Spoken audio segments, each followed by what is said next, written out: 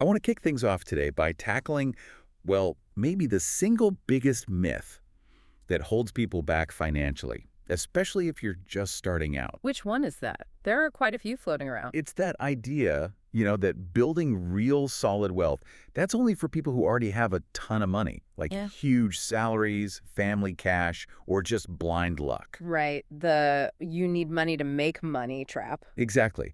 And if you're earning a modest income, or maybe even a low income, it's really easy to buy into that. To think, well, my paycheck's small, so my future's kind of set in stone. Yeah, it feels like the deck is stacked against you from the start. But here's the thing.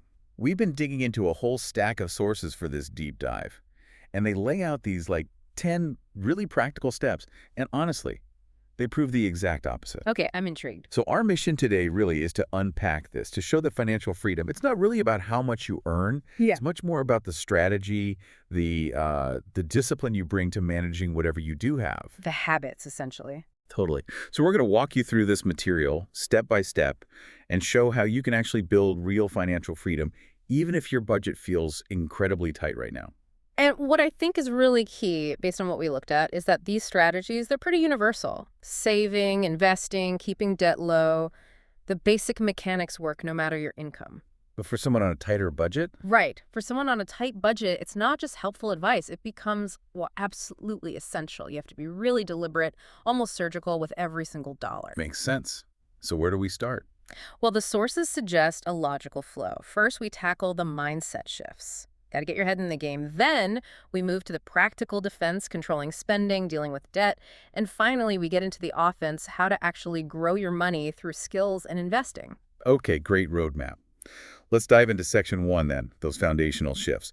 Step 1 is redefining what true wealth even means. Yeah, this is crucial. Because I think for most people, when you say wealth, they picture stuff, Mm.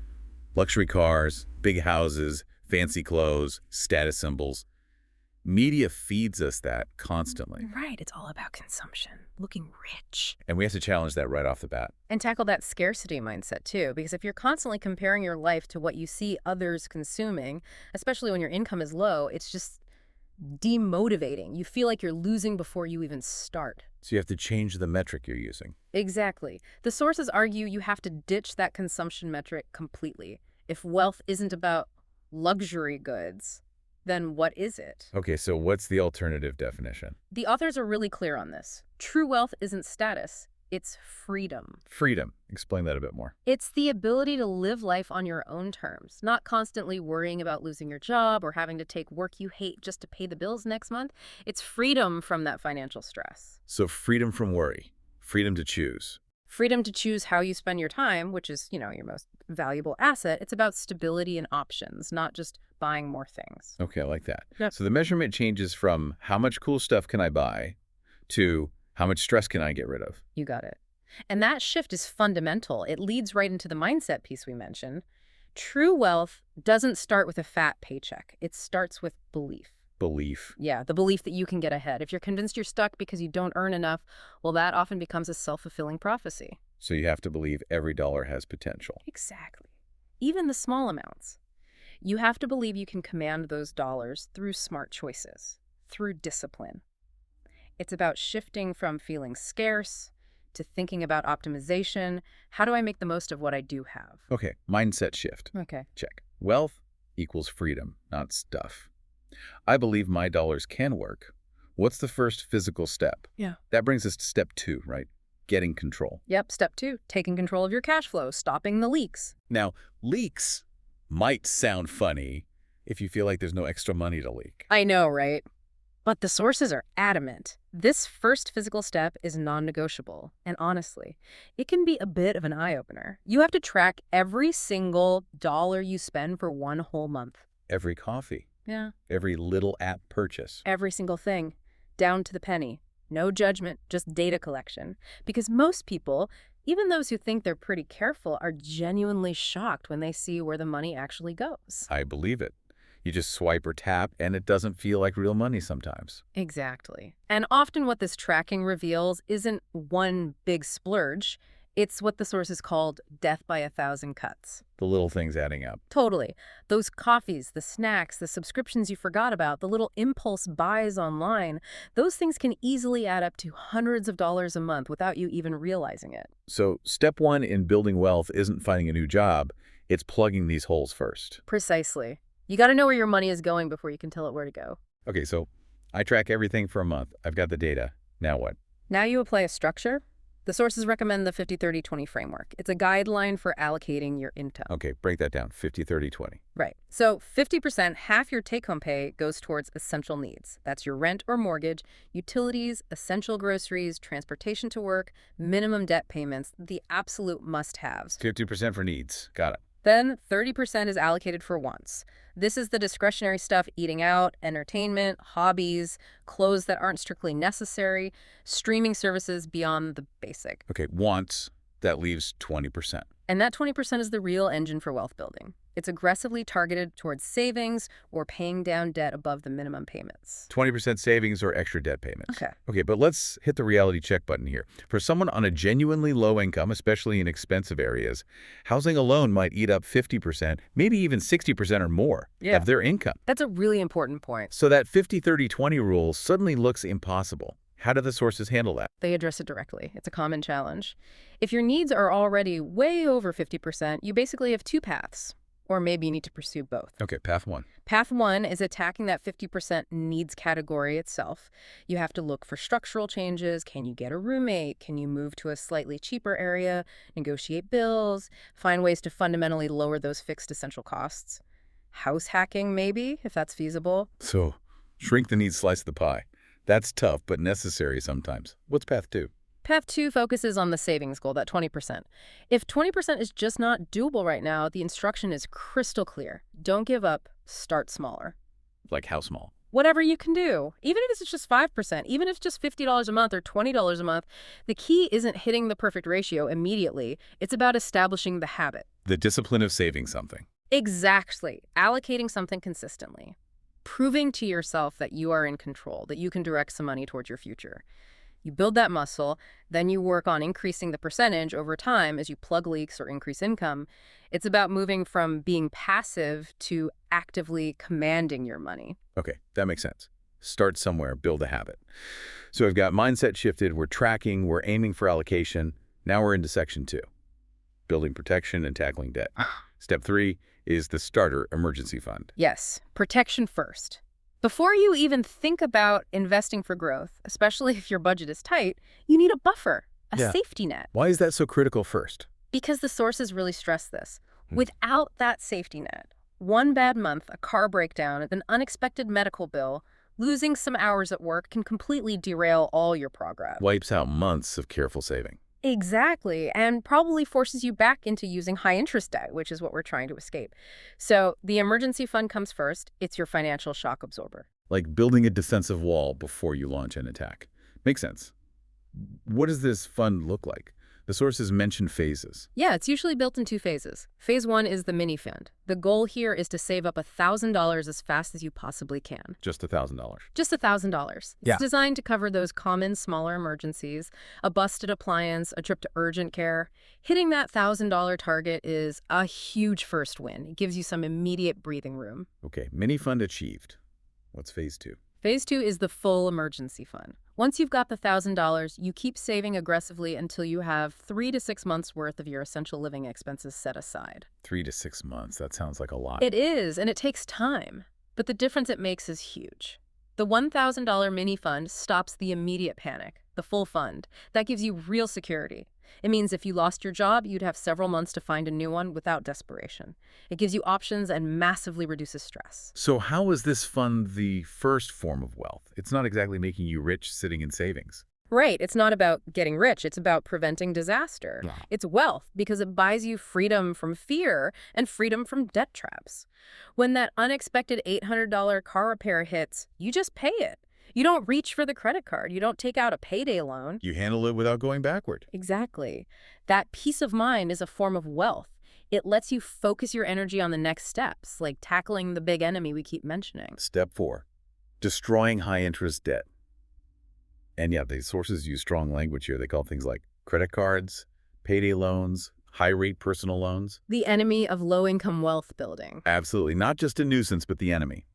For anyone listening who feels trapped by this kind of debt, what's the core mathematical truth they need to grasp? It's the brutal math of compound interest working against you. When you carry high-interest debt, especially credit cards charging 20%, 25%, even 30% APR. Which is terrifyingly common. It is. Every single dollar you pay in interest is a dollar completely vaporized. Gone. It can't be saved. It can't be invested. It can't grow for you. It's growing for the credit card company instead. So if you're paying, say, $200 a month just in interest, You might as well be lighting that $200 on fire every month. It's actively preventing you from building wealth. You simply cannot get ahead financially while you've got this massive leak, this anchor pulling you down. okay, it's the enemy. We need a plan to attack it. The sources mention two main strategies. Yes, two popular and effective battle plans, as they call them. The choice often comes down to your personality, what keeps you motivated. All right, plan A. Plan A is the debt snowball. This one is all about psychology and momentum. You list all your debts, ignoring interest rates for a moment, from the smallest balance to the largest. Smallest amount owed to biggest amount owed. Right. You make minimum payments on everything except the smallest debt. You throw every extra dollar you can find at that smallest one until it's gone. Okay, wipe out the little guy first. Then what? Then you take the payment you were making on that now paid off debt, plus any extra money you have, and you add it to the minimum payment of the next smallest debt. It creates a snowball effect. Your payment amount grows as you knock off each debt.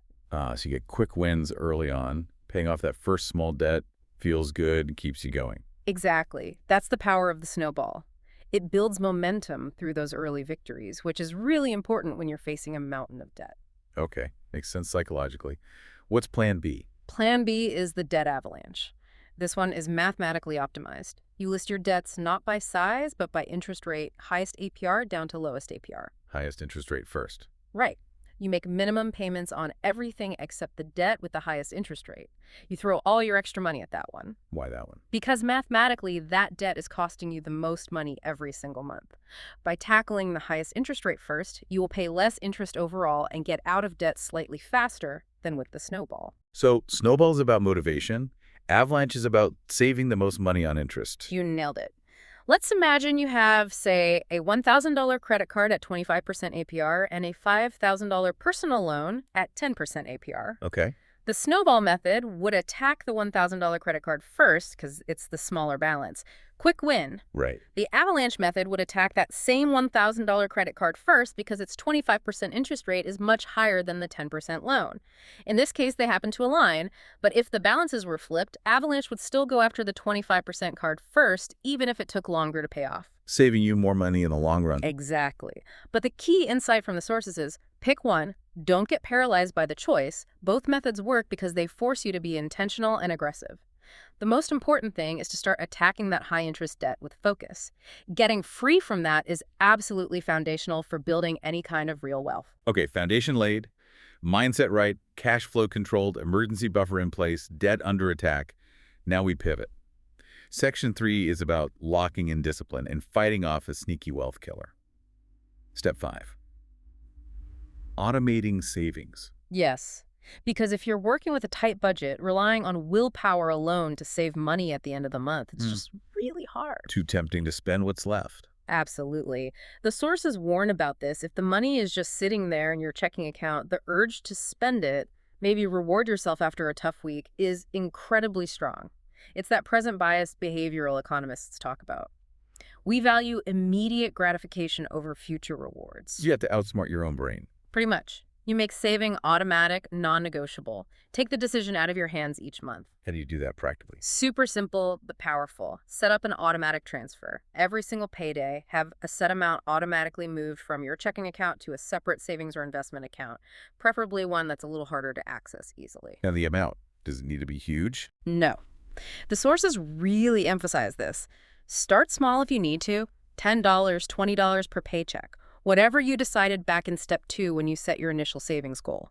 The amount right now is less important than establishing the unbreakable habit. Right. Consistency over quantity, at least initially. What's the psychological win here? It's huge. The principle is basically, you'll never miss money you don't see. Out of sight, out of mind. Exactly. If that money gets whisked away the second your paycheck hits, before you mentally earmark it for groceries or gas or fun, your brain just adjusts. You learn to live on the slightly lower amount remaining in your checking. So it bypasses willpower altogether. Precisely. This is how you build wealth over the long haul. Not through windfalls, but through these small, consistent, automated actions repeated month after month, year after year. Automation enforces the discipline. Okay, savings automated, money's being tucked away. But what happens when things improve? You pay off that big debt, you get a small raise. The temptation is real. Which brings us to step 6, avoiding lifestyle inflation. Ah, yes, the silent wealth killer. Lifestyle inflation or lifestyle creep. Explain that. What is it exactly? It's that natural tendency the moment your income increases or a major expense disappears to immediately upgrade your spending to match. Like you finish paying off your car. And instead of saving that extra $300 a month, you immediately start looking for a slightly nicer car with the new $300 payment. Or you get a 3% raise, and suddenly you feel justified getting takeout more often or upgrading your apartment. And the sources say this: kills wealth. Faster than almost anything else, according to them. Because you never actually get ahead. Your expenses just rise to meet your income, keeping you stuck in the same financial position, just with slightly nicer stuff. But it feels natural to want to enjoy a raise or the relief of paying something off. Do the sources suggest you just never enjoy any increase? Yeah. Live like a monk forever? Haha.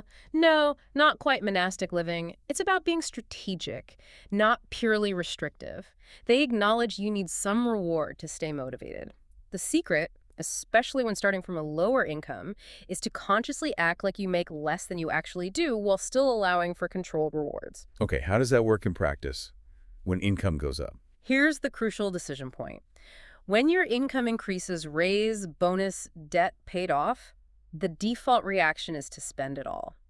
The wealth-building strategy is to split it. Split it out. The sources suggest a rule like 80-20. Take 80% of that new money, that freed up cash flow, and immediately channel it into increasing your savings rate or accelerating your debt payoff. 80% goes to the future. Right. Then allow yourself the other 20% for a controlled lifestyle upgrade. Maybe slightly nicer groceries, one extra dinner out a month, a small bump to your fun money category, a managed reward. So you get a little boost, but most of it accelerates your progress. Exactly. That conscious decision to save the majority of any increase, that is the mechanism. That's how people earning average incomes slowly but surely build significant wealth over time.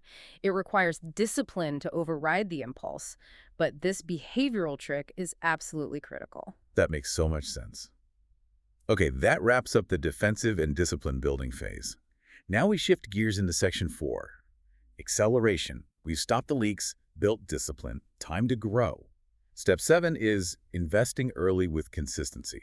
Right. And this tackles another huge mental block for low earners. The idea that investing is only for people with lots of spare cash or deep financial knowledge. Yeah, I don't have enough money to invest yet. Exactly. The sources push back hard on that. You don't need large sums. What you need is consistency, even if it's small amounts. And the most powerful ingredient of all. Time is more important than the amount you start with. For the low-income investor, absolutely. Time is your superpower, far more powerful than your current paycheck size. Why? If you're struggling to make ends meet, isn't every dollar needed now? Why is locking it away in investments more valuable than just getting through the month? Because the math of compounding. If you wait until you feel rich enough to invest, you miss out on potentially decades of growth. You lose the years when your money starts making money all by itself. Earning money on the earnings. Exactly. Let's make it concrete with the numbers the sources used. Say you manage to invest just $100 a month. Seems small, right? Yeah, pretty small. But if you do that consistently and get a reasonable average market return, say 8% per year over 25 years, that $100 a month turns into nearly $100,000. Wow. Okay, from just $100 a month. Right. Now, what if you could find a way, maybe through that side hustle we'll talk about, to double it? Invest $200 a month consistently at that same 8% for 25 years. You'd end up with almost $200,000. Okay, the consistency and time really multiply things. Massively. The growth starts slow, feels almost pointless at first, but it accelerates dramatically in the later years. That's compounding. So the takeaway is stark. The earlier you start, even with tiny amounts, the less money you actually need to contribute overall to reach significant goals. So prioritize starting now, Yeah. even small, over waiting until you have enough. Absolutely. Once that emergency fund is in place and high-interest debt is gone or managed, investing needs to start immediately. Okay, someone's convinced they've got their $50 or $100 a month automated. How do they actually invest it simply, without needing a finance degree? Keep it simple. The sources strongly recommend starting with low-cost index funds or ETFs, exchange-traded funds, Index funds and ETFs, why those? because they are inherently diversified. An index fund might hold tiny pieces of, say, the 500 largest companies in the U.S., like an S&P 500 fund, or even the entire global stock market. You're not picking individual stocks. You're buying the whole market in one go. Less risk, less effort.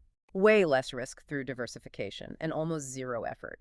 It's the ultimate set it and forget it approach. You just keep buying more shares automatically every month. And what about where you hold these investments? Any specific accounts? Yes, crucially, use tax-advantaged accounts first. For you listeners in the U.S., that often means a 401k, especially if your employer offers a match that's literally free money, take it, or an IRA, Roth, or traditional. Banned for Canadians. Look at your TFSA tax-free savings account where the growth and withdrawals are tax-free, or an RSP registered retirement savings plan, which gives you a tax deduction up front. The specific account depends on your situation, but the goal is the same. Shield your investments from taxes as much as legally possible so more of your money can compound for you. Got it. Start early, be consistent, use low-cost funds, and use tax advantages. Okay, time is an asset. Step 8 is about boosting another asset, yourself, building value through skills. Right. If your current job or industry limits your immediate earning potential, the focus has to shift to learning more, acquiring skills that the market values more highly. The sources frame skills as actual assets, right? Like money or property. Exactly, because skills increase your earning potential, your hourly rate ceiling. And this step introduces a really key distinction. Wealth doesn't just follow hard work. It follows value creation. Explain that. Working harder isn't enough. Not necessarily. You could work 80 hours a week doing tasks that the market doesn't value very highly, and your income will stay capped.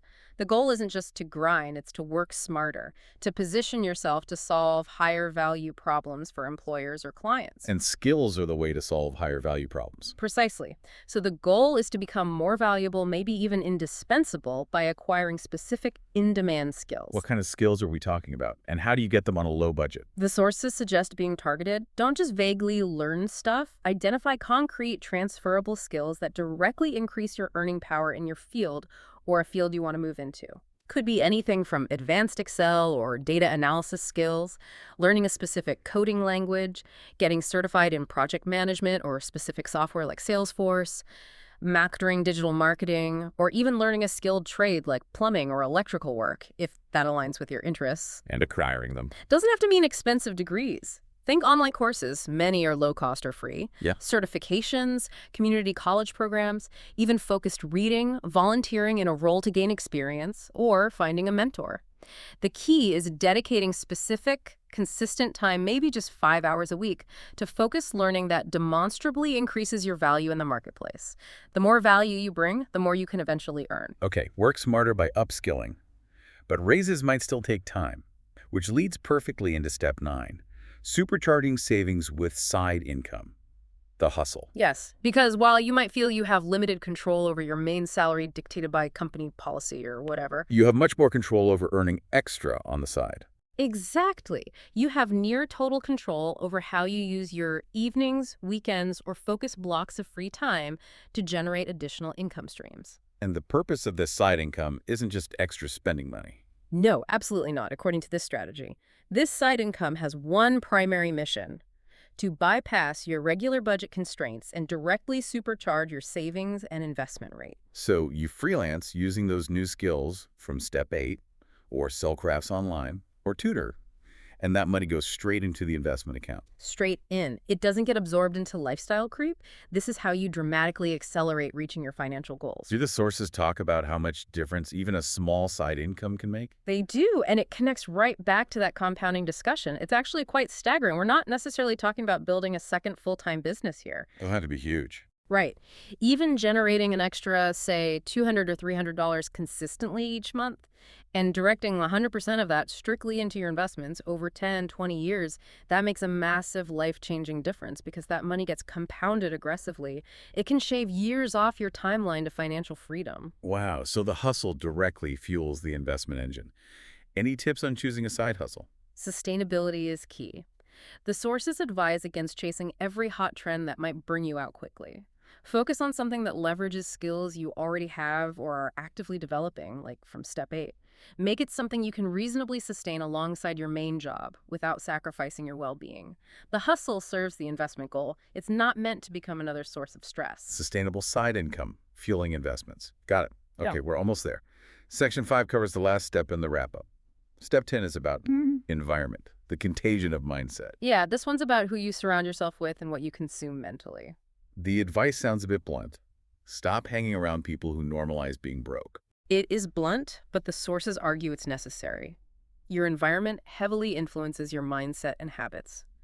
If your primary social circle constantly complains about money, dismisses opportunities, reinforces limiting beliefs, and makes poor financial choices seem normal. The negativity rubs off. Incredibly so. That energy, that mindset, it's contagious. It can unconsciously sabotage all the hard work you're doing with the previous 9 steps. Discipline is hard enough without your environment actively undermining it. So you need to curate your circle. To some extent, yes. Or at least consciously manage the influence. Seek out people, friends, colleagues, mentors who talk about opportunity, who practice discipline, who discuss strategies for getting ahead, not just coping with struggle. Find your financial fitness buddies, so to speak. And it's not just people, but information too. Absolutely, your information diet. Actively consume content that supports your goals. Follow financial educators, listen to podcasts like this one, read books and blogs that teach financial literacy, reinforce discipline, and inspire you to think bigger. So create an environment, both people and information, that fuels your growth instead of hindering it. Exactly. A supportive environment makes the discipline required feel more normal, more achievable. It provides accountability and reminds you why you're putting in the effort. It accelerates everything. Okay, that's all 10 steps. Mindset, control, defense, automation, acceleration, environment. As we bring this all together, what's the big overarching message for you listening right now? I think the core message is this. Building wealth, real freedom on a low income. It is absolutely 100% possible, and it's a big purser, but it demands serious discipline and patience. Not a get-rich-quick scheme. Definitely not. This is a long game. A marathon, not a sprint. You have to accept that the big results won't show up overnight, but the momentum starts immediately with that first disciplined action. And the key is just starting. That's the absolute crux of it all. It's captured perfectly in a line from the sources. You don't need to be rich to start. You start to become rich. That decision, the one you can make today to track your spending for a week, to set up that first tiny automatic savings transfer, to choose the snowball or avalanche method, implementing even one good habit consistently, that can genuinely transform your entire financial life over the next decade. It breaks the cycle of feeling helpless and puts you firmly in control. It all comes back to consistency, amplified by time. We kick this off, challenging the myth that wealth needs a high income or luck. And we've seen it really needs a plan and discipline. Right. Redefining wealth as freedom, getting surgical control of cash flow, building that protective emergency fund, strategically attacking high-interest debt, automating savings to beat temptation, consciously fighting lifestyle creep, harnessing compound interest early, building valuable skills, and using side income to fuel investments. And finally, surrounding yourself with the right influences to keep you going. It's a holistic approach. It really is. So let's leave you with one final thought, direct from the material, to really chew on. The best time to build wealth is always today. Couldn't say it better myself. That's a perfect place to wrap this deep dive. Thanks for walking us through all that. My pleasure. Hopefully it empowers some people to take that first step. Don't forget to subscribe. And thanks for watching.